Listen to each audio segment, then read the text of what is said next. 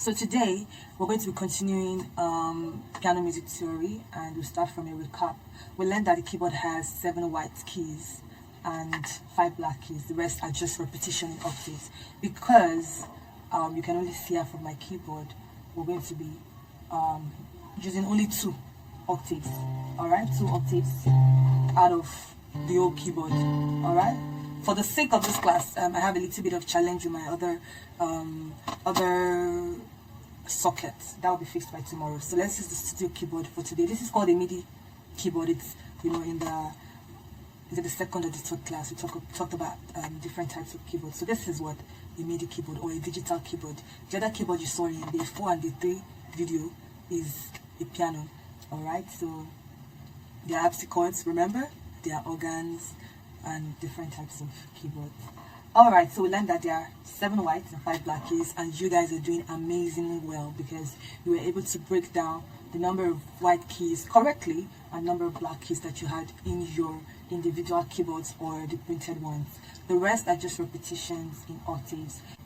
That means the piano has only 12 unique notes. Why? Because it's only 12 keys out of the rest that are unique, So that means that the same thing is repeated. Do you understand? So for example, if this note, can you see this? This first note here. If it is a do, if this is a do, that means this do is repeated. That means after the first octave, this do is repeated in the second octave. That means the first note for the second octave is also a do.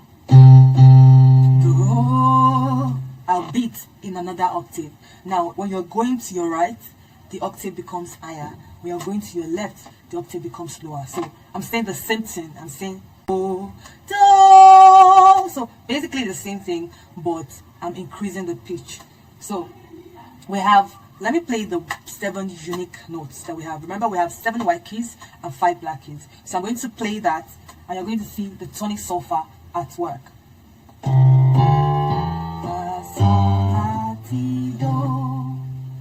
Now,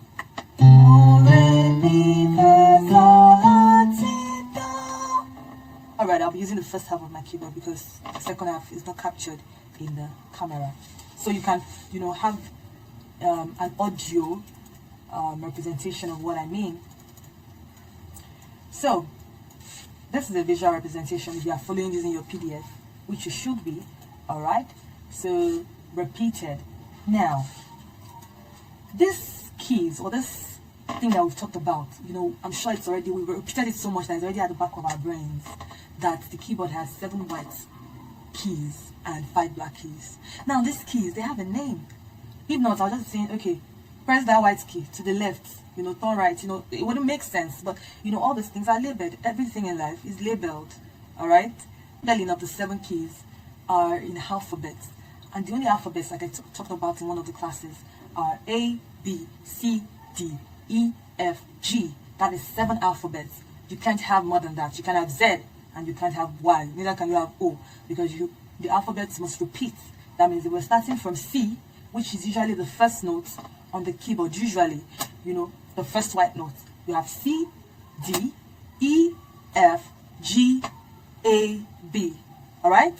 Back to C, D, E, F, G, A, B. So look at that. C, D, E, F, G, A, B. End of one octave. C, D, E, F, G, A, B. End of another octave. Repeated. C. 7 white keys have already been labeled with C, D, E, F, G, A, B, C. But what about the black keys? Alright, how do we label the black keys? Since I already said that we can't use any other alphabet except the 7 alphabets. How do we label? We label the black keys with respect to the keys that are before and after the black keys. That means if the black key is that we're trying to label is after the note or the key C. If it is after the key C, it is C sharp. Now, let's quickly note this, that the sharp is another way of saying an addition. It's another way of saying plus. Remember, sharp is like a plus sign. And a flat is another way of saying minus. Now, how many notes did this say keyboard had?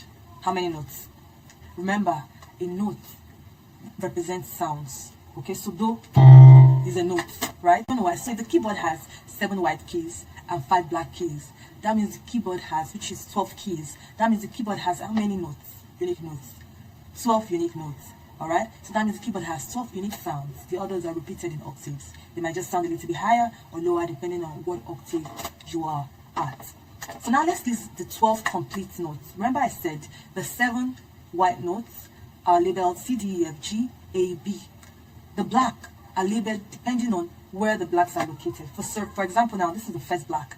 This black is labeled C sharp because it's directly after C. Now, if you're going backwards, it will be labeled D flat because it's directly before D. If you check your book, please open your book, you would see a diagram that shows you how it is labeled. Okay, so look at your book like I am looking at now. Now, in tonic solfa format, what is tonic? Tone, alright? So sounds, we already said we have 12 sounds. Okay, but the tonic solfa that you know is actually the 7 white notes. Alright? And that's why if I play the 7 white notes, it will sound like the tonic solfa that you know. It sounds like the tonic solfa that you know. Alright? But the tonic solfa, if you're in the choir or you have a little bit of exposure to music, you might have heard, sounds like, oh, play me more or Z. Alright? Or play me to. Do you understand? These are like the black keys. So we have do, di, re, mo, mi, fa, fi, so, si, la, do. Do you understand? So we have, instead of do, re, mi, fa, so, la, si, do, you now have do, di, re, mo, mi, fa, fi, so, si, la, do, ti, do. Alright. So that's the tonic solfa. You will have a diagrammatic representation in your notes. And that will be all for day 5. It's a lot to take in. We've seen the tonic solfa, we've seen the correct and the fuller representation of the tonic solfa. We now know what sounds are. We know that we can represent our 7 white and black keys with alphabets. You now know what alphabet is, on your keyboard, because you can check your book to see the diagrams. You now can say, okay, if I tell you, play me C, you play it. Now I'm going to give you an assignment. I'm going to do my assignment for you to see. I would just show me your keyboard, or if you have a book, show me, yourself touching the different keys or the different notes and labeling them. So for example, I'll say, all right, I want to see what you're touching. I'll say this is C, D, E, F, G, A, B, C. After you do that, you label it in your tonic solfa. So the first assignment, label it in alphabet. Second, label it in tonic solfa. So you go, this is do, re, mi, fa, sol, la, ti, do. Now you don't have to sound like a singer. Then the third assignment, label the black keys. Alright, are you with me? Label the black keys included. So you go, this is do, di, re, mo, mi, fa, fi, sol, zi, la, ti, do, do. Alright, you can note that I'm not singing it correctly because I don't want to put anybody under pressure of getting the sound vocally. What matters is that you get the sound on the keyboard. That'll be all for day 5. See you tomorrow.